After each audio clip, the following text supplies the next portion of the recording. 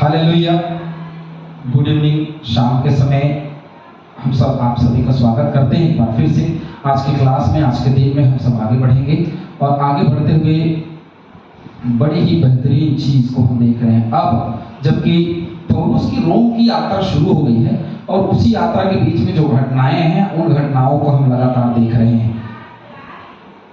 और जैसे कि बार बार वही चीजें जो है वो वापस आ जा रही हैं और जैसे जैसे सब चीजें हो रही हैं उसके अनुसार से हम आगे बढ़ते चले जा रहे हैं। जो कोई बहुत जरूरी वचन है हम उसमें से देख रहे हैं।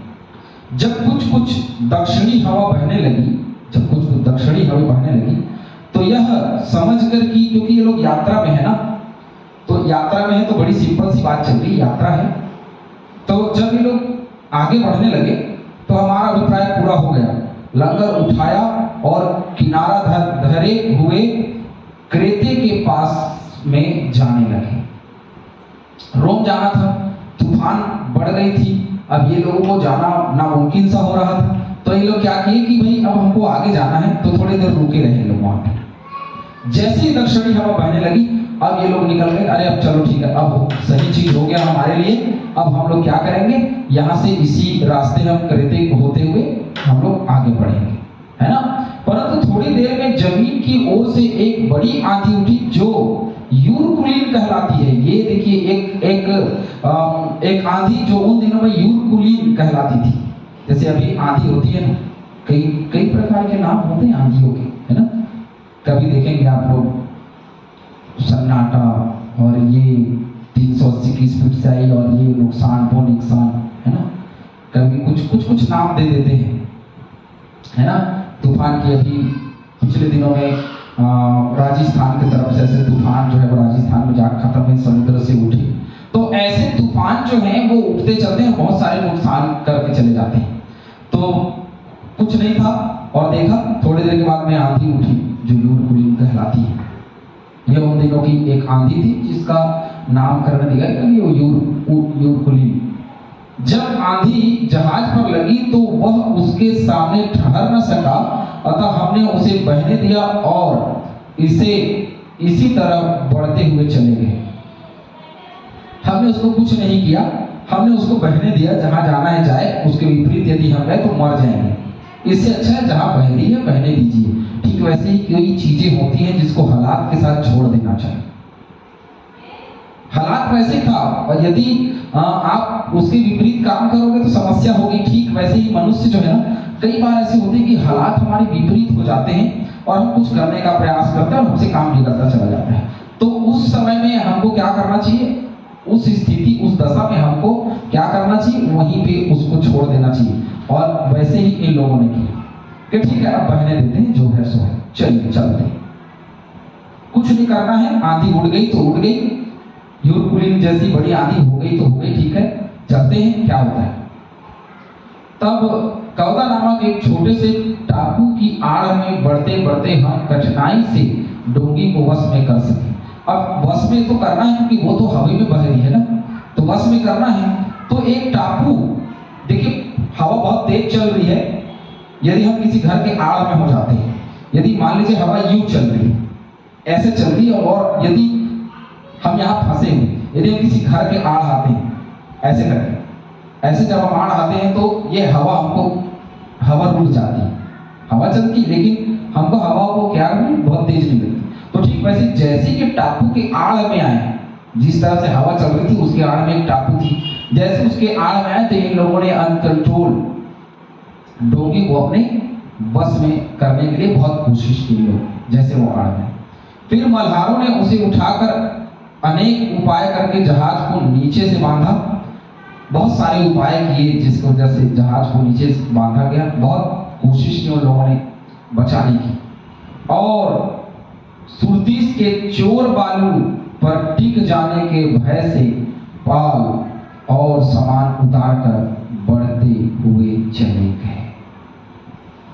तो चोर बालू पर टिक जाने का भय था, कहीं वहां टिक ना जाए, क्योंकि वहां तो बहुत सारी समस्याएं हैं, है ना। उन दिनों में जैसे मैंने अध्ययन में पाया, चोर बालू लिखा है, चोर बालू इसलिए लिखा है क्योंकि वहां पे जहाज को लूटा जाता था, वहां के लोग जहाज को लूट लिया करते थे, इसलिए उसको चोर बालू का वहाँ पे संग दिया गया है ना, तो कोई बहुत ज़्यादा वो नहीं है। चोर बालू बोलते हैं, चोर बालू बोल दिया तो एक जगह है, ठीक है, सुरतीस के चोर बालू में, क्योंकि वहाँ पे जहाज के लुटेरे रहा करते थे, चोर रहा करते थे, इसलिए उसको चोर बालू कहा गया, जो मैंने अध्ययन किया। और मुझे बहुत ज़्यादा इसके विषय में मिला नहीं तो मैं बता नहीं पाऊंगा, लेकिन जितना मिला मैं आपके सामने रख रहा हूँ।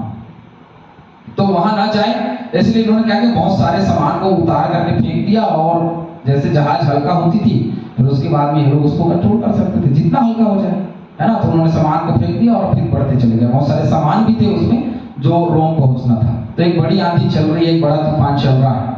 जब हमने आंधी से बहुत हिचकोले और धक्के खाए तो दूसरे दिन में जहाज का माल फेंकने लगे, और हिचकोले खा रहे हैं और धक्के खा रहे हैं, तो क्या कि और तो दूसरे दिन वे जहाज का माल फेंकने लगे, जो जहाज में था अंदर में सामान उसको ये लोग फेंकने लगे।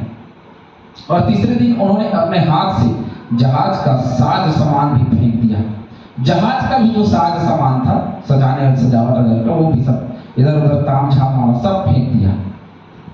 जब बहुत दिनों तक न सूर्य न तारे दिखाई दिए और न बड़ी आंधी चलती रही, तो अंत में हमारे बचने की सारी आशा जाती रही।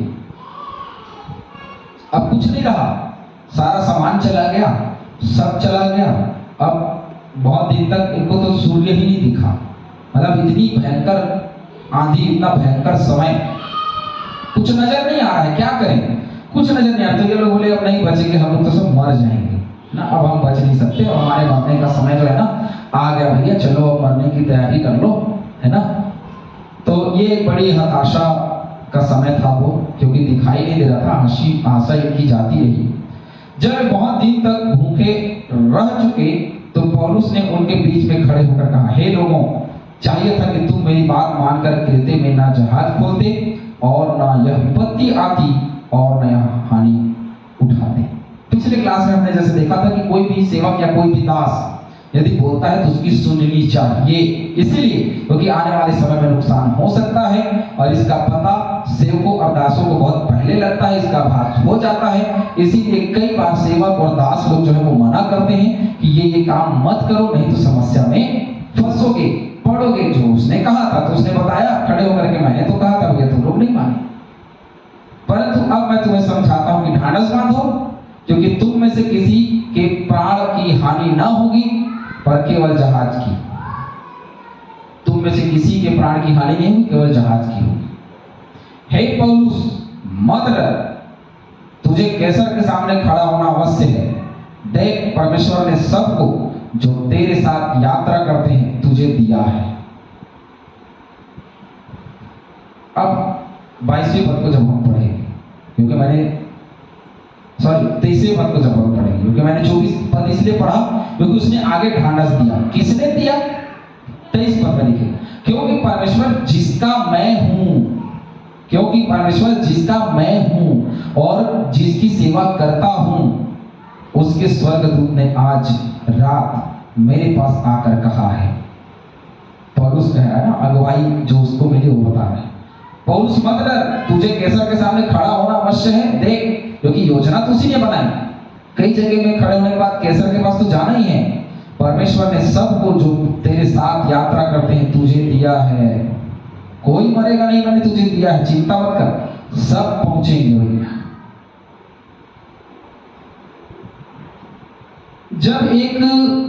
जब तक एक के जीवन में परमेश्वर की योजना और स्थान इस पृथ्वी पर है और वह व्यक्ति परमेश्वर को ढूंढता है तथा पवित्र आत्मा की अगुवाई लेता है ना, परमेश्वर उस व्यक्ति को मृत्यु से बचाता है। हमेशा याद रखें, परमेश्वर के सब विश्वासियों को प्रार्थना करने का अधिकार है। हे प्रभु, मैं तुम्हारी सेवा करता हूँ, मेरा रक्षक हो। तो प्रार्थना सुनेगा ना। जैसे मूसा ने प्रार्थना किया कि प्रभु मेरे लोगों को नष्ट मत कर, अपने लोगों को बचा, तू उनको छोड़ दे, उनके अपराध का क्षमा कर। तो परमेश्वर छोड़ता है ना, तो वो अपने लोगों को क्यों नहीं छोड़ेगा? अपने लोगों को बचाता है, अपने लोगों को छुड़ाता है। उसने कहा कि पौलुस मत डर, तुझे तो खड़ा होना है और तेरे साथ जो है वो बचेंगे, चिंता मत कर। तो ये एक प्रकार की अगुवाई मूसा को हुई, और इसलिए हो पाई क्योंकि वो लगातार प्रार्थना में जीवन में था। इतना आसान नहीं था कि उसको परमेश्वर की सारी चीजें बताए, और उसी की योजना के तहत तो वो रोम जा रहा था। इसलिए हे सज्जनों, ढाढ़स बांधो, क्योंकि मैं परमेश्वर का विश्वास करता हूं कि जैसा मुझसे कहा गया है वैसा ही होगा, परंतु हमें किसी टापू पर जा टिकना होगा। अब जैसा परमेश्वर यहोवा ने कहा वैसे ही होगा, लेकिन क्या होगा कि हमें किसी टापू पर टिकना पड़ेगा। भले जहाज का नुकसान हो जाए तो हो जाए, लेकिन हमारा नहीं होगा। हमें किसी न किसी टापू पर टिकना पड़ेगा। ढाढ़स बांधो। पिछले दिनों मैंने संडे के वचन में ये डाला हुआ था ढाढ़स बांधो के विषय में, लेकिन थोड़ी सी बात मैं आपको बताऊंगा। पौलुस जहाज में कैदी था, ये पहली बात कि वो कैदी था, फिर भी वह मसीह में स्वतंत्र व्यक्ति है। वह परमेश्वर की उपस्थिति में भय से स्वतंत्र होकर रह रहा था। भले वो बंदी था, लेकिन परमेश्वर में स्वतंत्र था और उसी में जीवन बिता रहा था।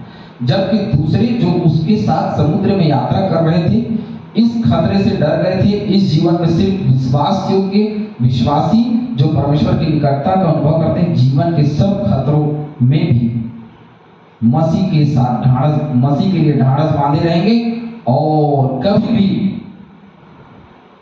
अविश्वास उनके जीवन में नहीं आएगी। विश्वास के साथ विश्वस्त होकर हर एक चीजों का सामना कर सकते हैं, जैसे पौलुस ने किया। यदि हम मसीह में जीवन बिता रहे हैं तो, यदि हम मसीह में जीवन नहीं बिता रहे हैं तो फिर डर का कारण तो बनता है।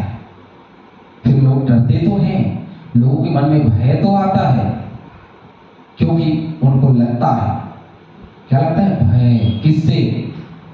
अविश्वास योग्यता से। यदि मुझ में विश्वास है, मुझ में आशा है कि परमेश्वर मेरा रक्षक है, जैसे उसके लिए लिखा है, ना वो कभी ऊँघेगा ना कभी सोएगा। अरे वाचा तो बांधा है उसने हमारे जीवन में बहुत सारे। वो कभी नहीं ऊँघता, कभी नहीं सोता, डटा हुआ है हम सबके जीवन के लिए। क्यों डटा हुआ है? क्योंकि हमारा जीवन उसमें है और उसका हमारे में है। हालेलुया। और इसी जीवन को लेकर के आगे बढ़ना जरूरी है। आगे जब कोई टापू में टिकेगा तो जहाज का नुकसान तो होना ही। आगे जब हम देखेंगे तो जहाज का टूटने के विषय में हम चर्चा देखेंगे, लेकिन अभी हमने जो देखा बड़े तूफान का आना, उस तूफान में सभी का डरना, लेकिन पौलुस नहीं डरा, और खुद नहीं डरा और दूसरों को भी उसने बताया कि मत डरो। एक व्यक्ति यदि डरा हुआ है तो दूसरों को ये नहीं बोल सकता कि आप मत डरो। खुद में डरता होनी चाहिए, खुद में विश्वास होना चाहिए, तभी वे व्यक्ति विश्वास में या निर्भरता दूसरों को दे सकता है। इसीलिए निडर रहें, परमेश्वर का भय मानते रहें, ताकि सब हर एक का जीवन बचा रहे, बना रहे। परमेश्वर हम सभी को बहुत से आशीष दे। आमीन।